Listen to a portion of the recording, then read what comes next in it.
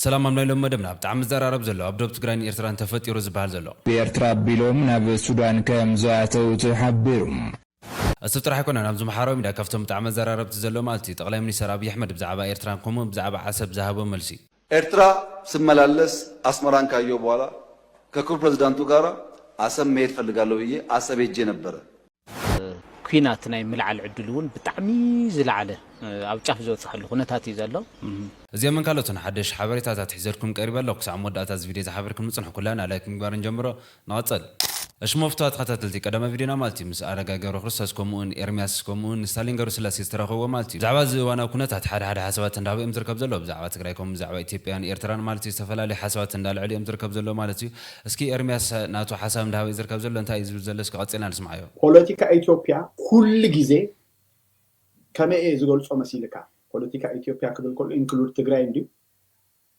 ሓንቲ አደ በብዝ ወለደት ሁሉ ጊዜ ጽኑዕ ዝኾነ ሕርስን ብዙሕ መፍሳስ ደምን ያጋጥማይ ሓቀ ኣብ ኢትዮጵያ ዝዝ ተወለደ ሓድሽ ፖለቲካ ትደም ትግራይ ንምንታይ ስጋም ማዓሲ ትግራይ ጥራይ ሆነ አይኮንም ፖለቲካ ኢትዮጵያ ሲ ኣብ ዝጠመየሉን ኣብ ዝጸገበሉን ሓደው ከውስእ ሓደ ክበልዕ ናብ ሰሜን ዝመጽእ ትግራይን ኤርትራ ዋይ ንምንታይ ከም ዝኸው ንምንታይ ከምዚ ዓይነት ነገራት ዝደጋገም ዘሎ أنا يحزنني بطعمي يحزنني بفلاي نايزوم كلتا ودبات زي مسمم زغفلنا واقع كندزي الكاك تعقونو زي تخيل عزيو زحمم كخون زنوبرو خالق خوينا يوزلنا خالق بحجة خالقنا زل حدقا تريعو خلقا خالق كميئينا خنحالفو الكا زي شاقلكاي سلاحي عين نعقل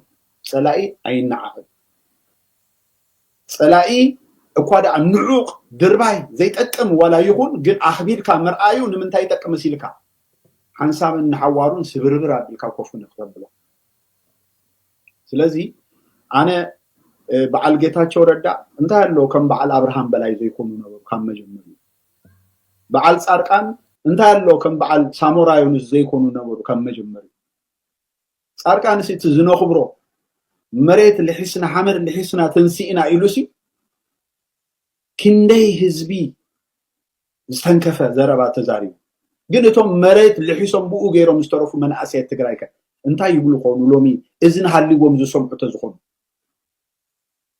ቀድሚ ኩናት ትግራይ ምጅማሩ አብይ አህመድ ከይደ ዛሪበዮ በገንዘብን በኃይልን ዘይግዛእ የለን ኢልኒ ግደፍ ኢለዮ ሽዑናነ ናብ ትግራይ መጽይ ሕጂ በምንታይ ተገዚዩ ጻርቃን በምንታይ ተገዚዩ በኃይል ዲዩ ወይስ በገንዘብ شيك من لسلنا زخير جن نبارز زخونة شيم قديف كا مخادئو أبز عالم ترقم زلو نجر سلازي نحنا أبز ساعة زلنا ولدو ندكنا نهبو من نجر تليو هاجري خالي ولا حد كون نجري منا كبرتنا هاجرنا رستنا قانقانا بهلنا كرستاتنا هايمانوتنا إنا كنهب خالي منم يبلنا نزي أخاك حدوقنا مسؤول له حج زيا سميهم بابون سبعات ابون زبسمات بتغرينيا من تايل كي تباهيله ياتبزل حق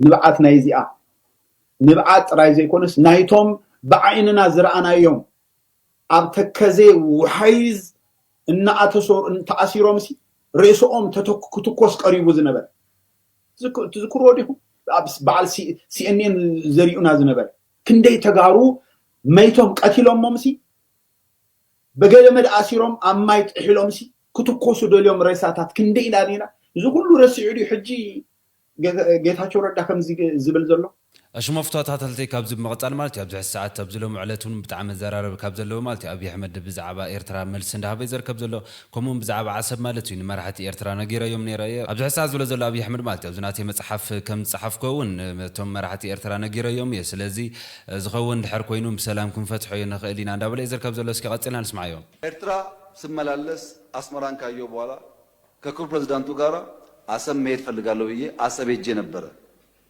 አሰብ ባሩጋ ቆመ ያወራን ምንድነው ስለ ፖርት ነው ተመልሳችሁ ማየት ትችላላችሁ የት ኤርትራ ምድር ውስጥ ሶስተኛ የመደመር ትውልድ መጽሐፍ ላይ በግልጽ ጂኦፖለቲክስን አስፍሬ የአሰብ ጉዳይ አስቀምጬ ለኤርትራ ባለስልጣናት በስጦታ ልኬላቸዋለሁ። ሚስጥር እኮ አይደለም፣ ያውቁታል። ለሁሉም ልኬላቸዋለሁ። አራተኛ እናንተ የምታውቁት የዛሬ 6 ዓመት 5 ዓመት ባህር ኃይል አቋቁመናል እኮ እና እዚህ ውስጥ ነው ማይኑ ባህር አቋቁመን ነው።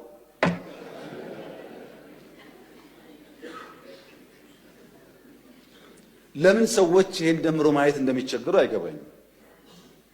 ኢትዮጵያ ቀይ ባህር እንደሚያስፈልጋት ከለውጡ በፊትም እናምን ነበር፣ እንናገር ነበር።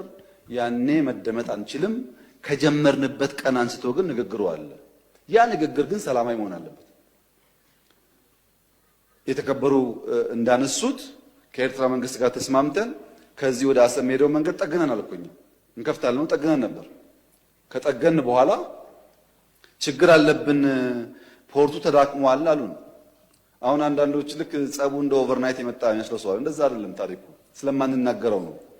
መንገድ ጠግነን ከጨረስን በኋላ ፖርቱ ችግር አለበት ሲሉ የጋራ ወዳጅ የሆነ ሀገር ለምነን ጄኔሬተር እና ክሬን በእርዳታ ወደ ኤርትራ እንዲመጣ አድርገን አሰብ ፖርት ሲደርስ የኤርትራ መንግስት አልፈልግም ብሎ መለሰ። እሺ ከም ሰማዕ ዘለኹም ጠቅላይ ሚኒስትር አብይ አሕመድ ማለት ኣብዚ ሰዓት ናይ ዓሰብ መንገዲ ነበረ ማለት ፀጊና ስሪሕናዮ ኢና እቲ መንገዲ ፀጊና ምስ ወዳእና ድማ ሓደ ፀገም ከም ዘሎ ሓቢሮም ናቲ ፀገም ከዓ ካብ ሓንቲ ፈታዊትና ዝኾነት ሃገር ሓንቲ ክሬንን ሓንቲ ጀኔሬተር ወምፂና ማለት እዩ። መንግስቲ ኤርትራ ከዓ ነገር እዚ ከም ዘይተቐበሎ ተመሊሱ ከም ዝሰደዶን ዝሕብር ዘሎ ማለት እዩ። ያኔ ነው የገባን ይሄ ነገር ለካ ተስፋ የለውም የሚለው መንገድ ጠገን ለምንም ብናመጣም ፍላጎት አልነበረም። ወደ ኤርትራ ልክ እንደ ሱዳን ልክ እንደ ጅቡቲ በእኛ ውጪ ፓወር ትራንስሚሽን ቀጥለን ፓወር እንስጣችሁ ጀኔሬተር ያው ብድሕሪ ከዓ ተዛረብና ለም ስለዘይ ተቀበልና ብድሕሪ ተስፋ ከም ዘይብሉ ዝራእናዮ ወይ ከዓ ድሌት ከም ዘይብሉ ዝራእናዮም ማለት እዩ እንዳበለ ዘርከብ ዘሎ ተጠቀሙ ብለንም ቆይ እናስብበት ነው የተባለው። አሰብ ሲሄድ የአሰብ ከተማ ቅድም ብያችኋለሁ፣ ኢትዮጵያ ውስጥ የቤት ችግር አለ። 1.5 ሚሊዮን ቤት መገንባት አለብን ብያችኋለሁ። አሰብ ሲሄድ ቤት አለ፣ በር አለ፣ ሰው የለም። ይሄ እውነተኛ ታሪክ ነው። ይሄንን ከተማ መልሰን ህይወት እንስጠው፣ ስራ ነው ህይወት የሚያመጣለት የሚል በየጊዜው ተነጋግረናል። ሁሉም ኢንቮይ የሚሄደው ተወያይቶበታል። እሺ ከም ሰማዕ ዘለኹም ድማ ማለት ኣብ ኢትዮጵያ ብጣዕሚ ብዙሕ ገዛውቲ ክንሰርሕ ከም ዘለና ልዕሊ 1.5 ገዛውቲ ከም ዘድልየና እዩ ዝሕብር ዘሎ ማለት እዩ። ኣብ ኤርትራ ከዓ ኣብ ዓሰብ ማለት እዩ መዓት ገዛውቲ እኒአ ሰብ ግን የብሉን። ስለዚ እዚ ከተማ እዚ ህይወት ክንህበለና ወይ ከዓ ሓድሽ ጅማሮ ክንጅምረልና ኢልና ሓሳብ ኣቕሪብና ነርና እንዳበለ እዩ ዝርከብ ዘሎ በኩል በግልጽ ባላወቅነው መንገድ ለዚያ ጉዳይ ምላሽ ለመስጠት ብዙ ዝግጁ አልነበሩም። እሱ ቀርቶ የከፈትናቸው ወደቦች፣ ድንበሮች በሰሜን የከፈትናቸው ወዲያው ተዘጉት። አስታውሱ ከሆነ የተዘጉት እኮ አሁን አይደለም እናንተ ችግር እንዳለ ሳትሰሙ ነው የተዘጉት። እና የኤርትራ ህዝብ አሁንም ወንድም ህዝብ ነው፣ ምስኪን ህዝብ ነው፣ አገሩን ለቆ የተሰደደ ያለ ህዝብ ነው። ከዚህ ህዝብ ጋር በጋራ መስራት መተባበር ፍላጎታችን ነው። በፍጹም የውጊያ መሻት የለንም። በህጋዊና ንግግር ሊፈታ ይችላል ነው። ለብዙ ሀገራት በተናጠል ተናገር ያለው ምክር ቤት መስማት ከፈለገ ግን ለአሜሪካ፣ ለቻይና፣ ለራሻ፣ ለአውሮፓ፣ ለአፍሪካ አሁን በተከበረው ምክር ቤት መግለጽ የፈለገው ነገር የኢትዮጵያ የቀይ ባህር አክሰስ ጉዳይ አይቀሬ ስለሆነ ቅድሚያ የሚሰጠው ሰላምና ንግግር ስለሆነ እባካችሁን ሸምግሉንና መፍትሄ አምጡልን። ይሄው ጥያቄያችን እኛ አሁን ሸመግልላችኋለን ሰላም ያስፈልጋል እያሉ ማዘናጋት ከሆነ ግን ብዙ መሄድ አይመስለኝም፣ ጉዳዩ አይመስለኝም። ይሄ እኔ ስለፈለጋችሁ አይደለም፣ ናቹራሊ አይሆን ነገር ይሄው በአንድ ቀንም አንመልሰውም፣ በአንድ ቀንም አላጣ ነው። ናቹራል ሂደቱን ተከትሎ ይሄዳል።